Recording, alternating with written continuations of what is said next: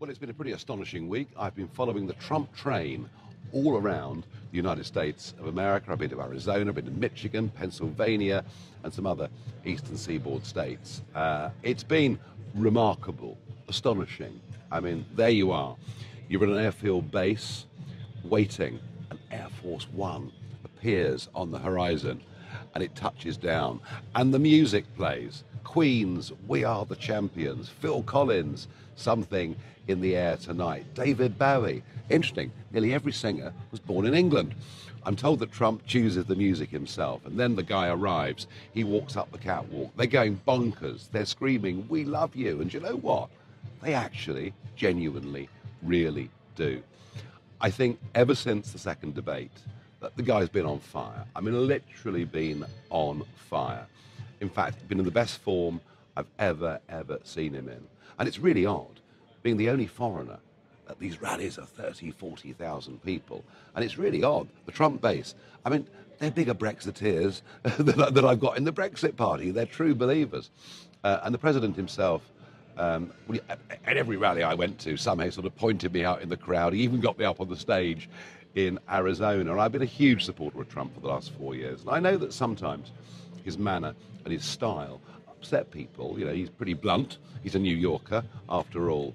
But his instincts on the big stuff are really, really good. You know, he doesn't want global bureaucracy to be national democracy. He's turned America from a warmongering nation into being a peace broker around the world. And he also gets that it's the small men and women out there who've been just pushed aside by the corporates, and indeed during this pandemic. Clearly there was some moments of euphoria here in the Trump Hotel on the night of the election until Fox News, of all people, called Arizona for Biden. And I never thought I'd see a Republican crowd booing Fox News, but they did on that night. Now, to accuse people of electoral fraud is one thing, but you have to prove it. What we know from 20 years of bitter experience ever since the great Tony Blair introduced wide-scale postal voting in Britain is that it's open to fraud. It's open to intimidation. There are massive problems with verification. Just last year, the Brexit Party fought a by-election in Peterborough. We lost by 600 votes. We saw things like, on polling day, somebody with a carrier bag bringing 1,000 ballots into a polling station. We knocked on doors where people told us that they had actually effectively had their ballots, their blank ballot papers, taken from them. And yet, when we went back to try and get them, swear affidavits, the doors weren't opening. We lost the case, but we have seen, haven't we, in Tower Hamlets, in Birmingham, in the north, many other parts of the country, we've seen people go to prison over the course of the last 20 years. The French, very sensibly, don't allow postal voting because they're aware of this risk. So as we speak, there are people out in Philadelphia, in Michigan, out there trying to find evidence of, you know, were, for example, postmarks falsely put on late ballots. You know, were people intimidated in handing over their blank papers? My guess and my hunch is that they are going to find a considerable amount of evidence. What that means when this gets up to the Supreme Court, I haven't got a clue. I simply don't know where this goes. I don't know whether there are going to be reballots. I don't know whether there's going to be a president sorted out in time for the inauguration. If there isn't, then Donald Trump will actually stay in place after the 20th of January because of the 12th Amendment of the US Constitution. It's difficult to see where this goes. It's tough for the Trump team. They're out there trying their best to prove fraud. If they can, fine. If they can't, well, we've got a Biden presidency, but a very weak Biden presidency. And that's the reason the stock market's going through the roof, because he didn't get the Senate. He won't be able to put through massive tax hikes and other very damaging economic, basically socialist measures. If it is a Biden presidency, then I want to tell you this. Donald Trump has 69 million supporters. These aren't just people that put crosses on pieces of paper. These are fanatical supporters. And every sense of me is this guy will not do what former presidents do, because they go to Long Island and drink coffee and play golf. Trump ain't doing that. Trump is going to keep fighting, and he's still the leader of the Republican Party. He's still the best choice they've got.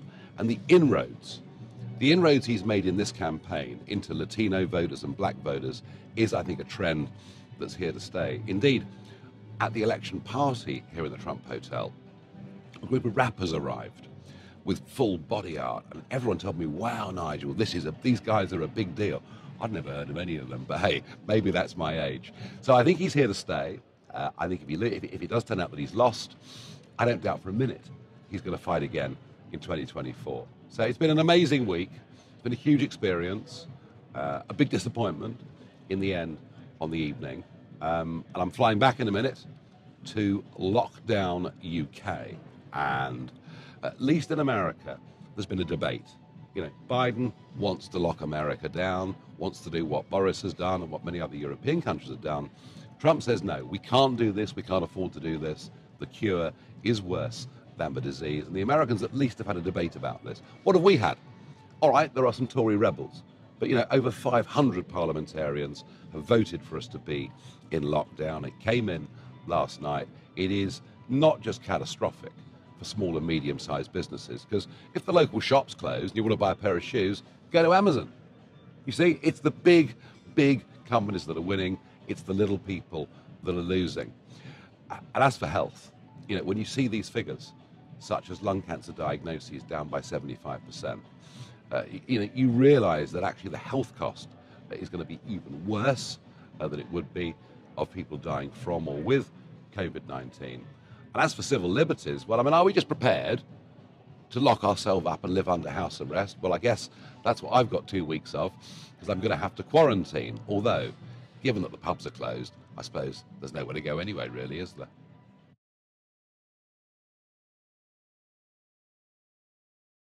We will make America great again.